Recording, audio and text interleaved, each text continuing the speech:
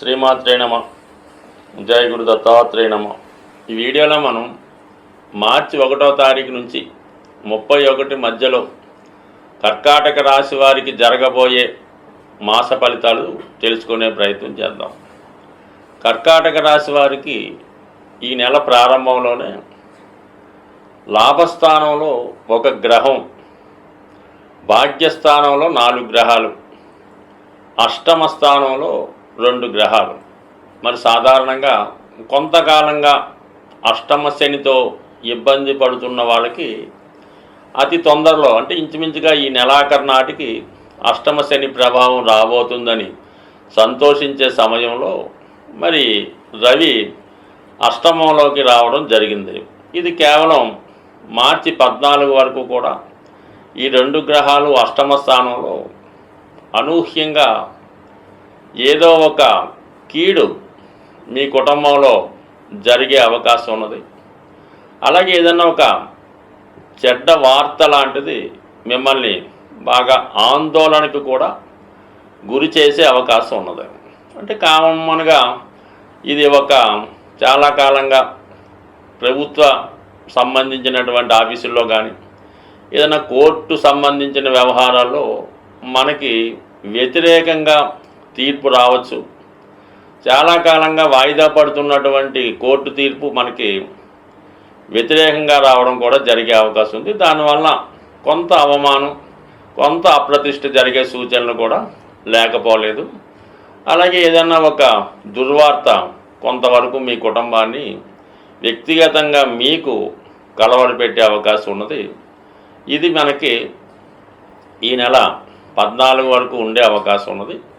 దాని తర్వాత మరి భాగ్యస్థానంలోకి రవిగ్రహ సంచారం చేస్తూ ఆల్రెడీ ఈ నెల ప్రారంభంలో 4 గ్రహాలు అక్కడ ఉండగా రవి కూడా అక్కడ చేరి ఇది కూడా 4 గ్రహాల కలయిక మీకు భాగ్యస్థానంలో ఏర్పడింది. అంటే అప్పటికి ఉన్నటువంటి చంద్రుడు పక్కకు రావడం జరుగుతుంది. కాబట్టి ఈ మేజర్ గ్రహాలైనటువంటి రాహువు, రవి, అలాగే శుక్ర, బుధ, ఎప్పుడైతే రవి రాహుగ్రహంతో కలిసాడో వ్యక్తిగతంగా కొంత ఇమేజ్ దెబ్బతినే అవకాశం ఉంది. మీ యొక్క ఆలోచన విధానంలో, మీ యొక్క ఆకర్షణలో, మీ యొక్క నాలెడ్జ్, నిజాయితీలో కొంతవరకు ఒక విధమైనటువంటి మబ్బు కమ్మే అవకాశం ఉంది.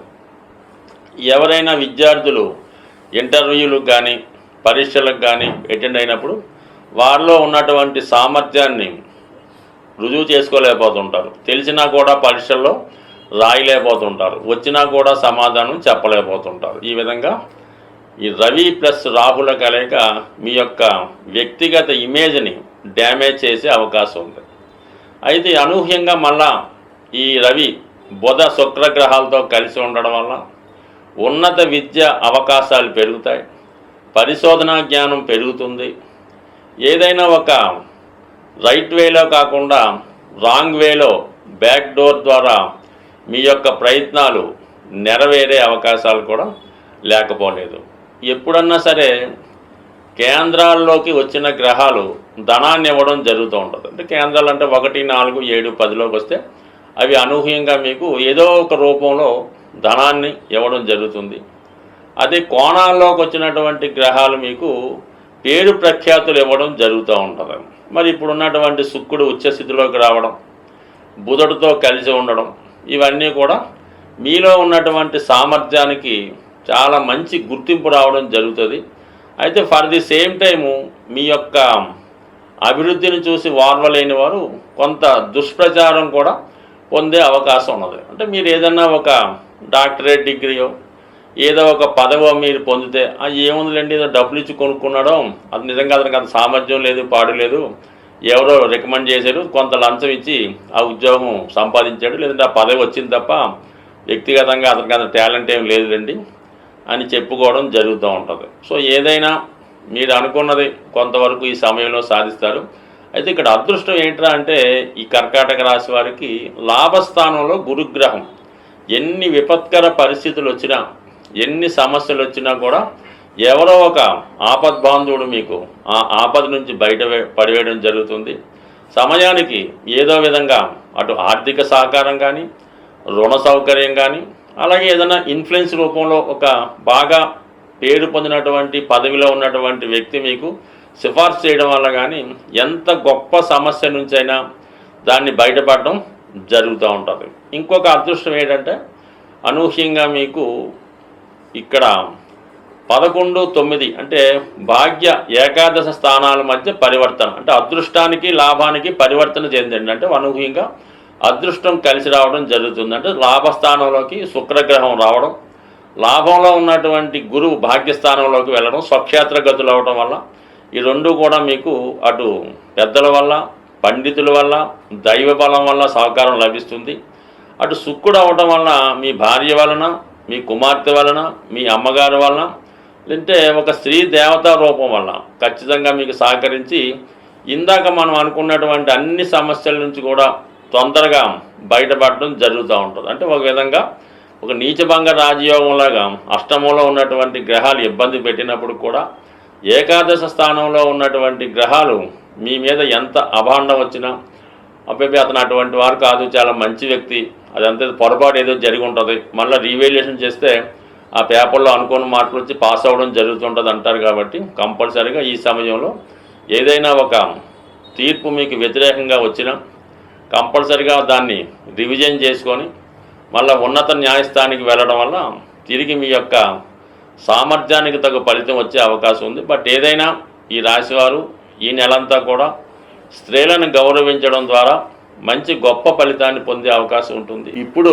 ఈ మార్చి నెల రాశి ఫలితాల్లో ముఖ్యంగా ఏంటంటే శుక్రగ్రహం ఉచ్చస్థితిలో రావడం వల్ల కామన్గా ఈ యొక్క లోకంలో, అంటే ఈ ప్రపంచంలో లేదంటే మన సిటీలో మనీ రొటేషన్ అన్నది బాగా పెరగడం జరుగుతూ ఉంటుంది అన్నమాట. ఉచ్చులో ఉండడం వల్ల, అంటే ఖరీదైనటువంటి సౌకర్యాల కోసం అందరూ తాపత్రయపడడం వల్ల మనీ రొటేషన్ పెరుగుతూ ఉంటుంది.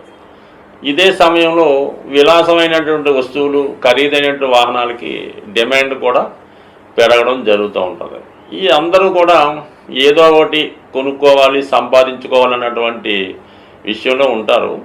దాని కొరకు ఏంటంటే ఈ శుక్రుని యొక్క అనుగ్రహం మనం పొందాలి, శుక్రుడు అనుకూలంగా ఉండాలంటే శుక్రుని యొక్క అధిదేవత అయినటువంటి లక్ష్మీ అమ్మవారిని మనం ప్రసన్నం చేసుకోవలసి ఉంటుంది. ఈ లక్ష్మీ అమ్మవారిని ప్రసన్నం చేసుకోవాలనుకుంటే మరి కొంతవరకు శుక్రవారం, అంటే కొంత ప్రాంతాల్లో గురువారం కూడా అమ్మవారికి ఇష్టమైన రోజుగా చేయడం జరుగుతూ ఉంటుంది. బట్ ఓవరాల్గా శుక్రవారం అన్నది ఒక ముఖ్యమైన రోజుగా ఎన్నుకొని ఆ రోజు వరకు చాలా నియమంగా బ్రహ్మచర్యాన్ని పాటిస్తూ శుచిగా శుభ్రంగా ఉంటూ ఒక నిర్దిష్టమైనటువంటి సమయంలో కనకదార స్తోత్రం కానీ, లక్ష్మీ స్తోత్రం కానీ, శ్రీ సూక్తం కానీ పారాయణ చేయవలసి ఉంటుంది. అంటే పారాయణ చేయడం కూడా ఎలా ఉంటుందంటే మనం ఏదైతే చదువుతామో దాని అర్థం కూడా కొంతవరకు తెలుసుకొని చేయడం వలసి ఉంటుంది. అలాగే మీ గృహంలో ఒక ప్రశాంతంగా శుచిగా శుభ్రంగా ఉన్నటువంటి రూమ్ని ఎన్నుకొని లక్ష్మీ అమ్మవారి ఫోటో పెట్టుకొని ఎరుపు రంగు పూలతో అమ్మవారిని అలంకరించి ఒక వెండి గ్లాసులో పాలు నైవేద్యంగా పెట్టి ఆ పాల్లో ఏదో ఒక పటిక బెల్లం ఏదో వేసి, తేనె కానీ వేసి, లేదా అమ్మవారికి తేనె కూడా సమర్పించి ఆ ప్రసాదాన్ని మీరు మీ కుటుంబ సభ్యులు మాత్రమే తీసుకోవలసి ఉంటుంది.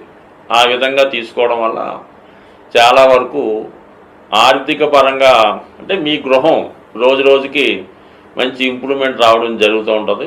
అలాగే కొంత అమ్మవారికి ఇష్టమైనటువంటి వస్తువులు సింపుల్గా ఉంటాయి, అంతే ఏమీ లేదు.